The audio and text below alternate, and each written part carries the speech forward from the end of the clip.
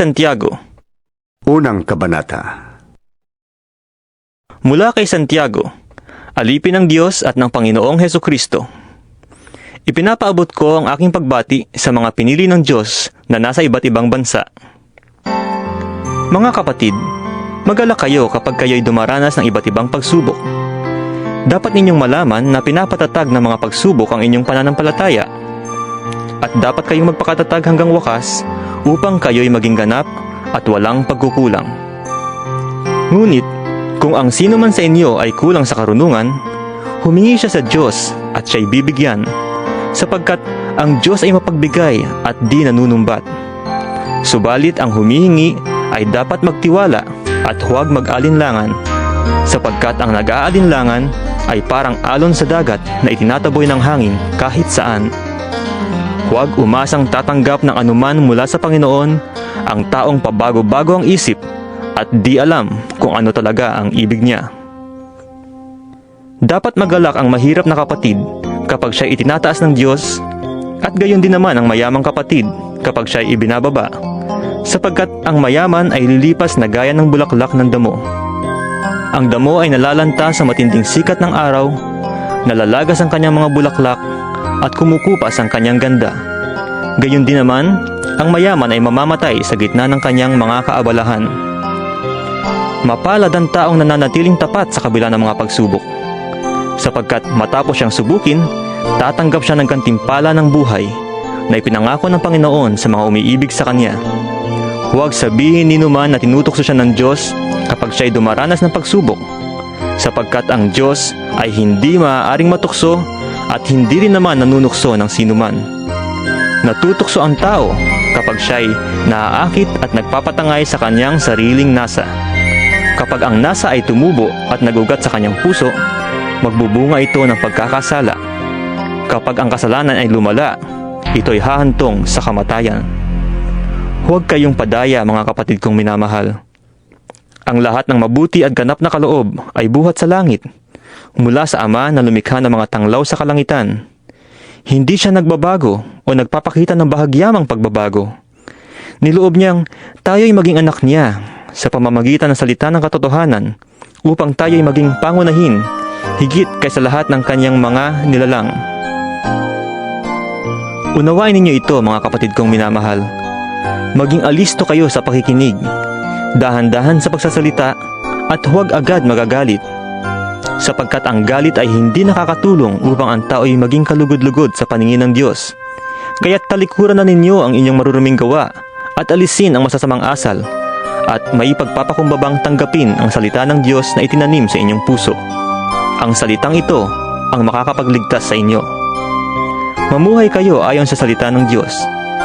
Kung ito'y pinapakinggan lamang ninyo, ngunit hindi sinasagawa, dinadaya ninyo ang inyong sarili, sapagkat ang nakikinig ng salita, ngunit hindi sumusunod dito ay katulad ng isang taong tumingin sa salamin at pagkatapos tingnan mabuti ang sarili, ay umalis at kinakalimutan ng kanyang ayos. Ang pagpapalain ng Diyos sa lahat ng kanyang gawain ay ang taong nagsasaliksik at nagpapatuloy sa pagsunod sa kutusang ganap na nagpapalaya sa tao. Siya ang taong gumagawa at hindi nakikinig lamang, at pagkatapos ay nakakalimot. Kung inaakala ni numan na siya'y relihiyoso, ngunit hindi naman siya marunong magpigil ng dila, dinadaya lamang niya ang kanyang sarili. Walang kabuluhan ang kanyang pagiging relihiyoso. Ang pagiging relihiyoso na dalisay at walang dungis sa harap ng ating Diyos at Ama ay ang pagtulong sa mga ulila at sa mga byuda sa kanilang kahirapan, at pag-iingat sa sarili upang huwag mahawa sa kasamaan ng mundong ito. Ikalawang Kabanata. Mga kapatid ko, bilang mga mananampalataya kay Hesukristo na ating maluwalhating Panginoon, dapat ay pantay-pantay ang tingin ninyo sa lahat ng tao. Kung may pumasok sa inyong kapulungan na isang lalaking may mga singsing na ginto at nakadamit ng magara, at dumating din doon ang isang mahirap na puro sulsi ang damit, at inasikaso ninyong mabuti ang nakadamit ng magara at sinabi sa kanya, "Dito kayo maupo." At sinabi naman ninyo sa mahirap, "Tumayo ka na lang dyan," o kaya'y, "Sa sahig ka na lang umupo." Nagtatangi na kayo at humahatol ng mali. Tingnan ninyo, mga kapatid kong minamahal, Hindi ba't ang pinili ng Diyos ay ang mga mahihirap sa mundong ito upang maging mayaman sa pananampalataya at maging kasama sa kahariang ipinangako niya sa mga umiibig sa Kanya? Ngunit hinahamak ninyo ang mahihirap. Hindi ba't ang mayayaman ang umaapi sa inyo at sila ang nagsasakdal sa inyo sa hukuman? Hindi ba't sila rin ang lumalait sa marangal na pangalang ibinigay sa inyo ng Diyos? Mabuti ang inyong ginagawa kung tinutupad ninyo ang utos sa kaharian ng Diyos ayon sa kasulatan. Ibigin mo ang iyong kapwa gaya ng iyong sarili. Ngunit kung nagtatangi kayo ng tao, kayo'y nagkakasala. At batay sa kautusan, dapat kayong parusahan. Ang lumalabag sa isa, kahit tumupad sa iba pang mga utos, ay lumalabag pa rin sa buong kautusan. Sapagkat ang Diyos na nagsabing, huwag kang mangangalunya, ay siya ring nagsabing, huwag kang papatay. Kung hindi ka man nangangalunya, ngunit pumapatay ka naman, nilalabag mo na rin ang kautusan. Kaya't mag-ingat kayo sa inyong pagkilos at pananalita, sapagkat hahatulan kayo ayon sa kautusang nagpapalaya sa inyo. Walang habag na hahatulan ng Diyos ang di marunong mahabag. Ngunit ang mahabagin ay walang dapat ikatakot sa oras ng paghatol. Mga kapatid, ano ang mapapala ng isang tao kung sabihin man niyang siya'y may pananampalataya, ngunit hindi naman niya ito pinapatunayan sa gawa? Maililigtas ba siya ng ganoong uri ng pananampalataya? Halimbawa, may isang kapatid na walang maisuot at walang makain. Kung sasabihin ninyo sa kanya, patnubayang kanawa ng Diyos, magbihis ka't magpakabusog, ngunit hindi naman ninyo siya binibigyan ng kanyang kailangan, may mabuti bang naidudulot sa kanya yon? Gayon din naman, patay ang pananampalatayang walang kalakip na gawa. Ngunit may nagsasabi, may pananampalataya ka at may gawa naman ako. Ipakita mo sa akin ang iyong pananampalatayang walang kasamang gawa, at ipapakita ko naman sa iyo sa pamamagitan ng aking mga gawa ang aking pananampalataya. Sumasampalataya ka na ang Diyos ay iisa, hindi ba? Mabuti yan. Ang mga demonyo man ay sumasampalataya rin at nanginginig pa. Ibig mo pa bang patunayan ko sa iyo, hangal, na walang kabuluhan ang pananampalatayang walang kasamang gawa? Ang ating ninunong si Abraham ay kinalugdan ng Diyos dahil sa kanyang mga gawa, nang ihandog niya sa dambana ang anak niyang si Isaac, hindi ba? Dito ay makikita mong magkalakip ang kanyang pananampalataya at mga gawa, at naging ganap ang kanyang pananampalataya dahil sa kanyang mga gawa. Natupad ang sinasabi ng kasulatan, si Abraham ay sumampalataya sa Diyos, at dahil dito, siya ay tinanggap na matuwid, at tinawag siyang kaibigan ng Diyos. Diyan ninyo makikita na ibinibilang na matuwid ang isang tao dahil sa kanyang mga gawa at di dahil sa kanyang pananampalataya lamang. Gayon din si Rahab, ang babaeng may maruming pamumuhay. Pinatuloy niya ang mga espiya ng Israel at itinuro pa sa kanila ang ibang daan upang sila'y makatakas. Dahil sa ginawa niyang yon, siya ay tinanggap na matuwid. Patay ang katawang walang espiritu. Gayon din naman, patay ang pananampalatayang walang kasamang gawa. Ikatlong kabanata. Mga kapatid, hindi dapat na maging guro ang marami sa inyo. Yamang alam ninyo na tayong mga nagtuturo ay hahatulan ng mas mahigpit kaysa iba. Tayong lahat ay nagkakamali sa iba't ibang paraan. Ang sino mang hindi nagkakamali sa kanyang pananalita ay isang taong ganap at marunong magpigil sa sarili. Kapag nilagyan ng pakagat ang bibig ng kabayo, ito'y napapasunod natin at napapabaling saan man natin ibigin. Tingnan ninyo ang barko. Kahit na ito'y napakalaki at itinutulak ng malalakas na hangin, ay naibabaling sa pamamagitan ng napakaliit na timon saan man ibigin ng piloto. Ganyan din ang dila ng tao. Maliit na bahagi lamang ng katawan, ngunit napakalaki na nagagawang kayabangan. Isipin na lamang ninyo kung paano napapalagablab ng isang maliit na apoy ang isang malawak na kagubatan.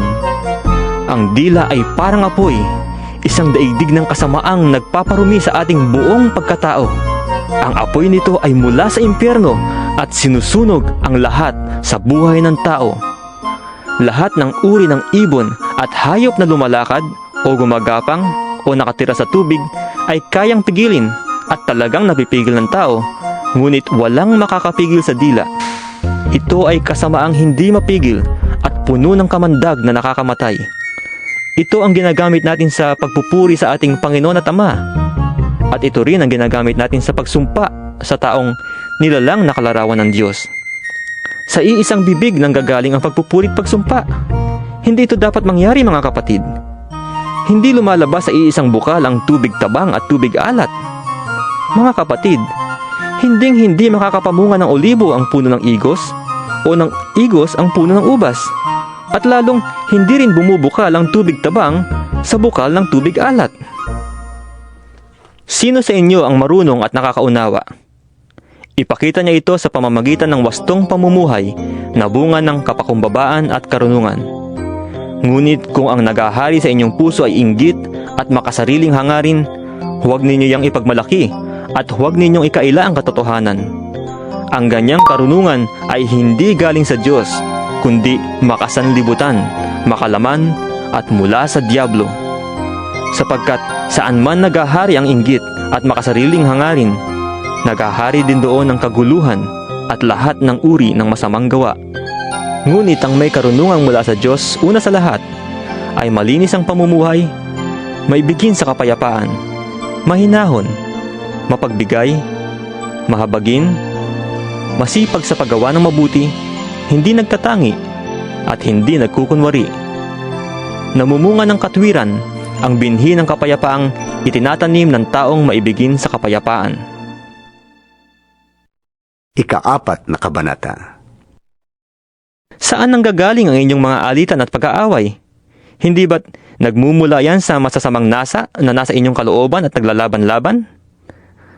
Mayroon kayong minimithi ngunit hindi ninyo makamtan, kaya't papatay kayo kung kailangan. Mapa sa inyo lamang yon. May mga bagay na gustong-gusto ninyo, ngunit hindi ninyo maangkin, kaya kayo nagkakagalit at naglalaban-laban. Hindi nyo nakakamtan ang inyong minimithi dahil hindi kayo humihingi sa Diyos. At humingi man kayo, wala rin kayo natatanggap dahil hindi tamang inyong layunin. Humihingi kayo upang gamitin sa kalayawan, mga taksil. Hindi ba ninyo alam na kapag nakipagkaibigan kayo sa sanlibutan, ay kinakaaway naman ninyo ang Diyos? Ang sino mang nagnanais na maging kaibigan ng sanlibutan ay kaaway ng Diyos. Huwag ninyong akalaing walang kabuluhan ang sinasabi sa kasulatan. Ayaw ng Espiritong ibinigay sa atin ng Diyos na siya'y may kaagaw sa ating pag-ibig. Ngunit higit na malakas ang tulong na ibinigay niya sa atin. Kaya't sinasabi ng kasulatan, ang Diyos ay laban sa mga mapagmataas, ngunit tumutulong sa mga mapagpakumbaba. Kaya nga, pasakop kayo sa Diyos. Labanan ninyo ang diablo at lalayuan niya kayo. Lumapit kayo sa Diyos at lalapit siya sa inyo. Linisin ninyo ang inyong mga kamay, kayong mga makasalanan. Linisin ninyo ang inyong puso, kayong pabago-bago ang isip. Maghinagpis kayo, umiyak at tumangis. Palitan ninyo ng pagluha ang inyong tawanan at ng kalungkutan ang inyong kagalakan. Magpakababa kayo sa harapan ng Panginoon at itataas niya kayo. Huwag kayong magsiraan sa isa't isa, mga kapatid.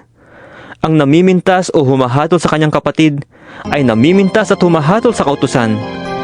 At kung hinahatulan mo ang kautusan, hindi ka na tagasunod ng kautusan, kundi isang hukom. Ang Diyos lamang ang nagbigay ng kautusan at siya rin ang hukom.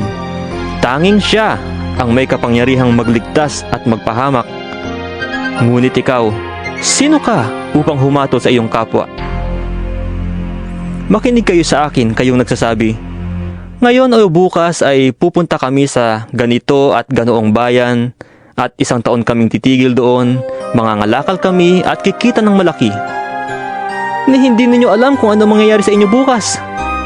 Ang buhay ninyo ay parang usok lamang, sandaling lumilitaw at agad nawawala. Sa halip ay sabihin ninyo, kung loloobin ng Panginoon at nabubuhay pa kami, gagawin namin ito o iyon. Ngunit kayo'y nagmamalaki at nagyayabang, at yan ay masama. Ang nakakaalam ng mabuti na dapat niyang gawin, ngunit hindi yun ginagawa, ay nagkakasala. Ika-5 kabanata. Pakinggan ninyo ito, kayong mayayaman. Tumangis kayo at humagulgol dahil sa mga kapighati ang darating sa inyo. Bulok na ang inyong mga kayamanan at kinain na ng mapanirang insekto ang inyong mga damit. Kinakalawang na ang inyong ginto at pilak, at ang kalawang din yun ang magiging katibayan laban sa inyo, at parang apoy na tutupok sa inyong laman. Yan ang kayamanang inimpok ninyo para sa mga huling araw. Sumisigaw laban sa inyo ang mga gumapa sa inyong bukirin dahil hindi ninyo ibinigay sa kanila ang kanilang upa. Umabot sa langit, sa pandinig ng Panginoong makapangyarihan sa lahat, ang mga hinaing na mga manggagapas na inyong inapi. Nagpasasa kayo sa layaw at karangyaan dito sa lupa. Nagpataba kayong para mga hayop na kakatayin. Hinatulan ninyo at ipinapatay ang taong matwid, at hindi siya lumaban sa inyo. Kaya nga't magtiyaga kayo mga kapatid, hanggang sa pagdating ng Panginoon. Tingnan ninyo ang magsasaka. Buong tiyaga niyang hinihintay ang kapanapanabik na ani ng kanyang bukirin at minamatyaga ng pagpatak ng ulan. Dapat din kayong magtiyaga. Tibayan ninyo ang inyong loob sapagkat nalalapit na ang pagdating ng Panginoon. Huwag kayong magsisihan sa isa't isa mga kapatid upang hindi kayo hatulan ng Diyos sapagkat malapit na ang dumating ang hukom. Mga kapatid, tularan ninyo ang mga propetang nasalita sa ngalan ng Panginoon. Buong tiyaga silang nagtiis ng kahirapan. Sinasabi nating mapalad ang mga nagtitiyaga at nagtitiis. Narinig na ninyo ang tungkol sa pagtitiis ni Job at ang ginawa sa kanya ng Panginoon sa bandang huli. Talagang napakabuti at tunay na mahabagin ng Panginoon. Ngunit higit sa lahat mga kapatid, huwag na kayong manunumpa. Huwag ninyong sabihing, saksi ko ang langit, o saksi ko ang lupa, o saksi ko ang ano paman. Sapat nang sabihin ninyo, oo, kung oo, at hindi kung hindi, upang hindi kayo hatulan ng Diyos. Nahihirapan ba ang sino man sa inyo? Manalangin siya. Nagagalak ba ang sino man? Umawit siya ng papuri sa Diyos. Mayroon bang may sakit sa inyo? Ipatawag niya ang mga pinuno ng iglesia upang ipanalangin siya at pahiran ng langis sa ngalan ng Panginoon. Pagagalingin ng Diyos ang may sakit dahil sa panalangin may pananampalataya. Palalakasin siyang muli ng Panginoon at patatawarin ng kanyang mga kasalanan. Kaya nga, ipagtapat ninyo sa inyong mga kapatid ang inyong mga kasalanan at ipanalangin ninyo ang isa't isa upang kayo'y gumaling. Malaki ang nagagawa ng panalangin ng taong matwid. Si Elias ay taong tulad din natin. Nang mataimtim siyang nanalangin na huwag umulan, hindi nga umulan sa loob ng 3 taon at 6 na buwan. At nang siya'y nanalangin para umulan, bumagsak nga ang ulan at namunga ang mga halaman. Mga kapatid, kung may kapatid kayong nalilihis ng landas at may isa namang umakay sa kanya upang magsisi, ito ang tandaan ninyo. Sino mang makapagpabalik sa isang makasalanan tungo sa wastong pamumuhay ay nagliligtas ng isang kaluluwa sa kamatayan at nakakapawi ng maraming kasalanan.